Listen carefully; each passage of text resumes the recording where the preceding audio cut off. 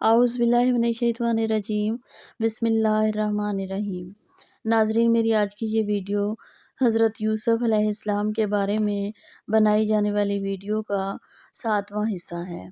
زلیخا نامی عورت جس نے حضرت یوسف علیہ السلام پر تہمت لگائی تھی، آپ کی شادی اسی زلیخا کے ساتھ کیسے ہوئی اور کب ہوئی، اس کے بارے میں آپ کو اپنی اس ویڈیو میں بتاؤں گی۔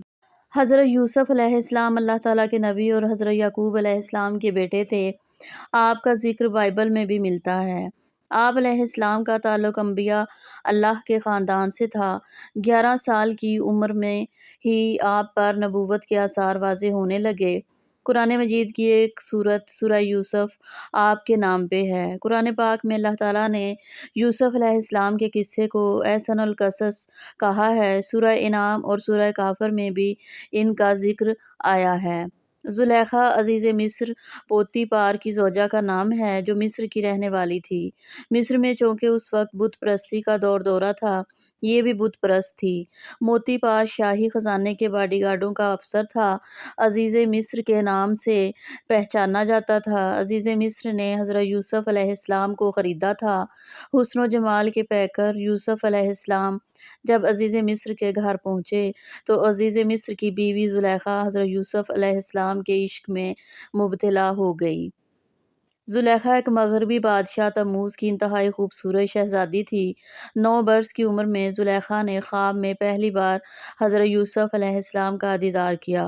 جب یہ معلوم ہوا کہ آپ علیہ السلام شاہ مصر ہیں تو انہوں نے یہ سمجھتے ہوئے کہ چونکہ شاہ مصر حضرت یوسف علیہ السلام ہیں، لہٰذا شاہ مصر یعنی عزیز مصر سے شادی کر لی، مگر حقیقت معلوم ہونے پر بے ہوش ہو گئیں۔ تفسیر طبری میں ابن جریر طبری نے محمد بن اسحاق کے حوالے سے نقل کیا ہے کہ جب یوسف علیہ السلام نے بادشاہ سے کہا کہ آپ مجھے ملک کے خزانوں کے انتظام پر مقرر کر دیجئے، یقین رکھیے کہ مجھے ان کی حفاظت کرنا خوب آتا ہے اور میں اس کام کا پورا علم رکھتا ہوں۔ بادشاہ نے ان کو وزیر بنا دیا اور وزیر خزانہ کے کام ان کے سپرد کر دیے۔ اللہ تعالیٰ فرماتے ہیں، اسی طرح ہم نے یوسف کو ملک میں اقتدار عطا کیا کہ وہ اس میں جہاں چاہیں اپنا ٹھکانہ بنائیں۔ آپ چونکہ حضرت یوسف علیہ السلام کی حقیقت سے بخوبی آگاہ تھیں مگر ابھی تک ایمان نہیں لائی تھیں، اس لیے جب حضرت یوسف علیہ السلام کو دیکھا تو صبر نہ کر سکیں، جس کی وجہ سے آپ کو کئی تکالیف کا سامنا بھی کرنا پڑا۔ یہاں تک کہ امام غزالی رحمۃ اللہ علیہ کے بقول انہوں نے حضرت یوسف علیہ السلام کی محبت میں اپنا حسن اور مال و دولت قربان کر دیا، 70 اونٹوں کے بوجھ کے برابر جوہر اور موتی نثار کر دیے۔ اور جب بھی کوئی یہ کہتا کہ میں نے یوسف کو دیکھا ہے تو وہ اسے بیش بہا قیمت میں ہار دے دیتی، یہاں تک کہ کچھ بھی باقی نہ رہا۔ حضرت یوسف علیہ السلام سے حضرت زلیخا کی شادی کا واقعہ بہت عجیب ہے۔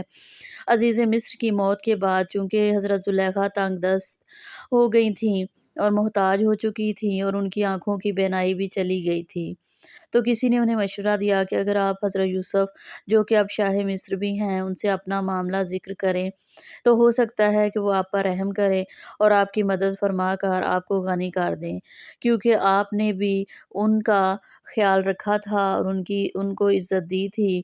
اس پر جب کسی نے انہیں یہ کہا کہ ایسا نہ کیجیے گا، ہو سکتا ہے کہ ان کو آپ کا وہ سلوک یاد آ جائے جب آپ نے ان پر الزام لگایا تو انہیں کافی تکالیف کا سامنا کرنا پڑا تھا، اور وہ بھی آپ کے ساتھ ویسا ہی کریں گے جیسا کہ آپ نے ان کے ساتھ کیا تھا۔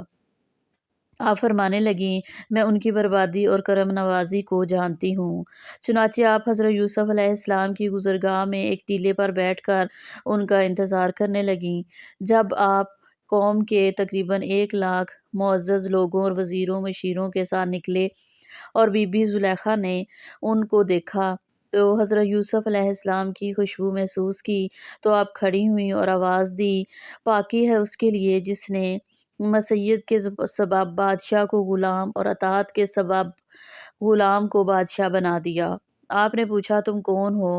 عرض کی میں وہی ہوں جو آپ کی خدمت خود کرتی تھی، آپ کے بالوں میں اپنے ہاتھ سے کنگھی کرتی تھی، آپ کے رہنے کی جگہ کی خود صفائی کرتی تھی۔ مجھے میرے کیے کی سزا مل چکی ہے، میری قوت ختم ہو گئی ہے، میرا مال ضائع ہو گیا ہے، میری آنکھوں کی روشنی چلی گئی ہے اور میں لوگوں سے سوال کرنے پر مجبور ہو گئی ہوں۔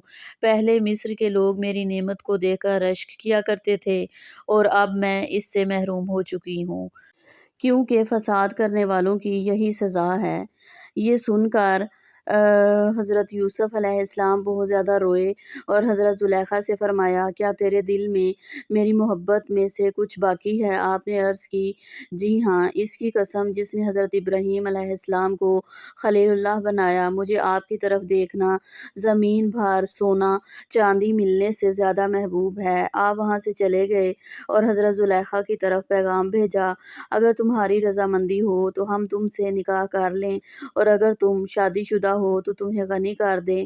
بہرحال حضرت یوسف علیہ السلام نے ان سے نکاح کر لیا اور ان کے پاس آئے، پھر نماز پڑھی اور اللہ پاک سے اس کے اسم اعظم کے وسیلے سے دعا کی تو اللہ پاک نے حضرت زلیخا کا حسن و جمال، بصارت اور جوانی لوٹا دی۔